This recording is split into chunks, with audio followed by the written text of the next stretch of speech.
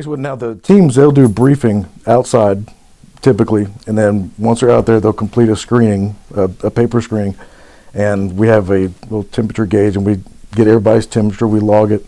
So everybody is screened prior to coming into the facility. That's what we're trying to reduce, is anyone coming into the facility that could have active signs and symptoms of the pandemic that has been declared. Sure.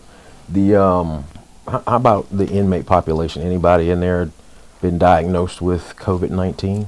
No one's been diagnosed. We've had some that they have had some mild signs and symptoms, and we've isolated those in a negative airflow cell, monitored their behavior, and seen if any of their conditions got worse.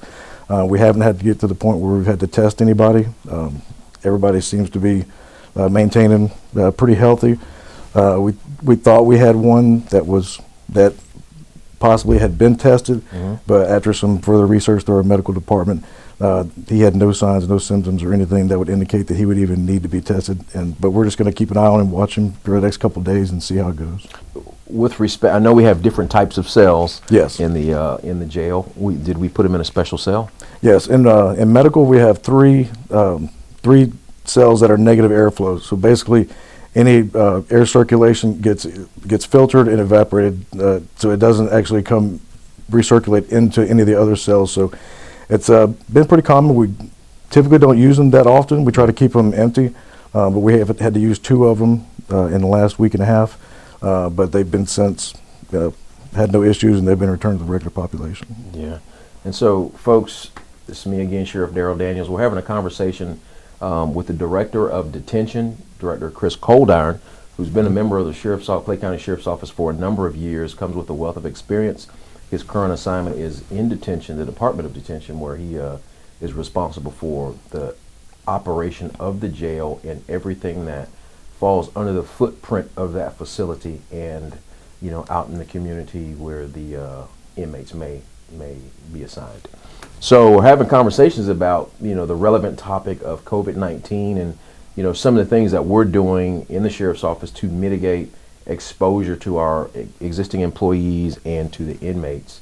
And Director Coldiron has come up with a number of innovative ways to mitigate exposure, and we're talking about the screening of employees coming in every day, and although it may seem like something that's mundane, it's something that we have to do to take an extra step to mitigate exposure for the folks involved.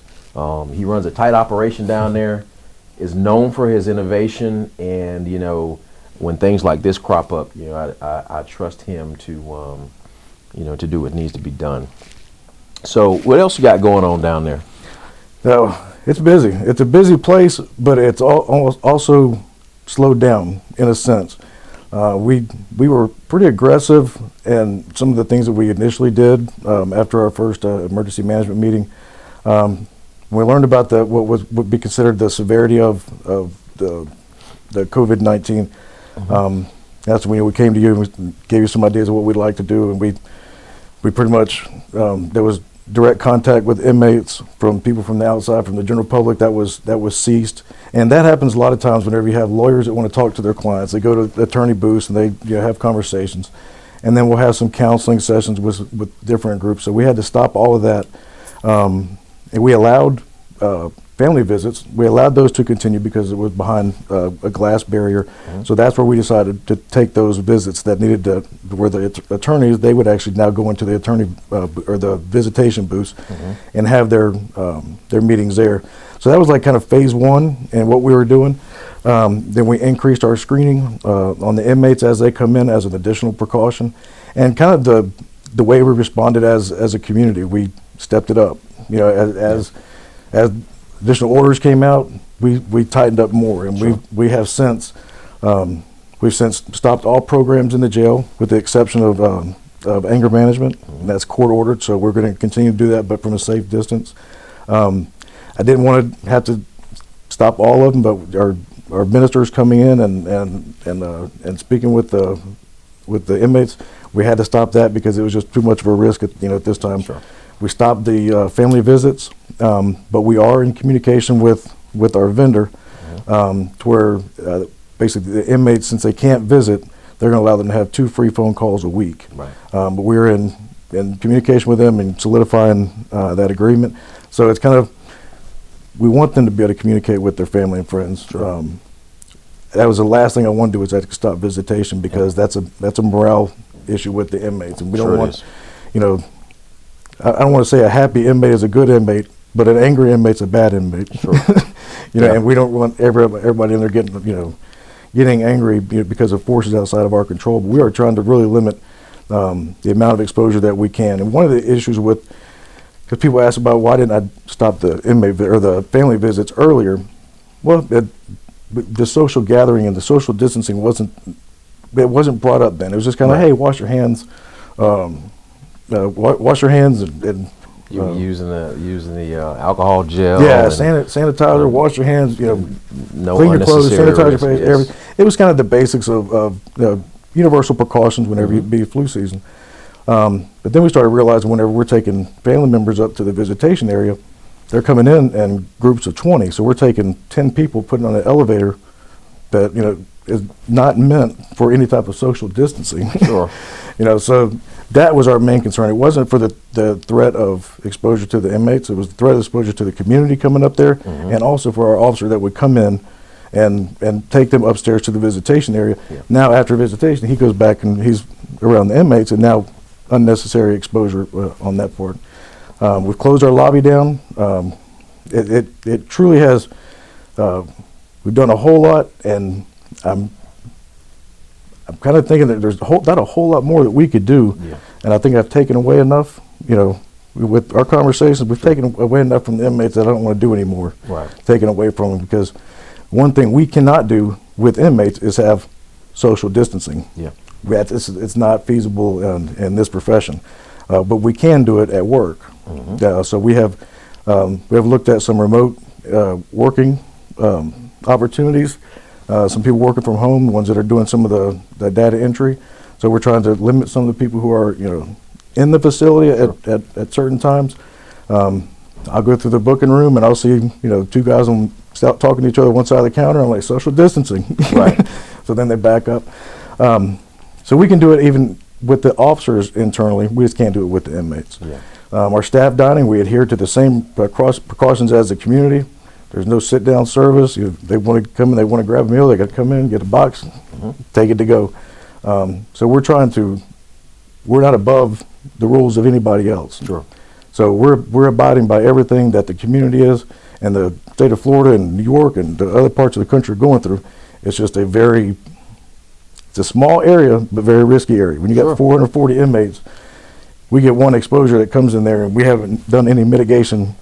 It's going to put us in a bad situation overall, especially for that inmate and the other officers. Sure, it would be problematic. So a person gets arrested. It's a charge where they have to go to jail and get booked in. You know, we both know that there's a special shower area for folks coming into the jail. If you would just touch on that very briefly so that the citizens understand what happens to an inmate once he gets booked in. Yes, when an inmate comes in, we have an area called a sally port. It's basically an access point into a detention facility from the public. From there, they come into a small little area, a small vestibule, and they kind of looked at from the officer as far as what they were arrested for and what if they're observing any systematic behavior. If they're not, then they would come in and get searched, then they transfer custody from the arresting officer to our members, and then they go into the booking room. Once they get into the booking room, we'll have medical come out. First thing they do, medical comes out, and they screen the inmates. And what was 8 questions is now 17 questions, and we're taking temperatures, you know, doing as much as we can on that aspect. And then from there, they go back to a shower room, and they get changed out into our uniform. We take their clothes, and the chemicals, there's some slight chemicals for delousing that is put in the shower water, just to kind of, again, at the same time, mitigating, you know, medical concerns that could get into the general population. So once that happens, then they return, and we do the entire booking process, which is the fingerprints, photographs. We're obtaining an inventory in their property. It's not a drawn-out process, but it's very thorough. Yeah, and it runs efficiently. You know, those guys, ladies and gentlemen back there have been doing it for many, many years, and it's an efficient process. in line with best practices across the country with respect to jail operations. So, we just wanted to, in the spirit of, not necessarily piggybacking on the conversation about COVID-19, but allowing the citizens an opportunity to hear, what we're doing within the agency to mitigate our exposure to the employees and to the inmates of this virus, while we try to, at a federal level, a state level, and local level, get our arms wrapped around this thing and get to some sense of normality. And so, Director Chris Coldiron, sharp guy, very innovative, he closes us out. Appreciate you. Have a great day. You have options. Thank you, Clay County.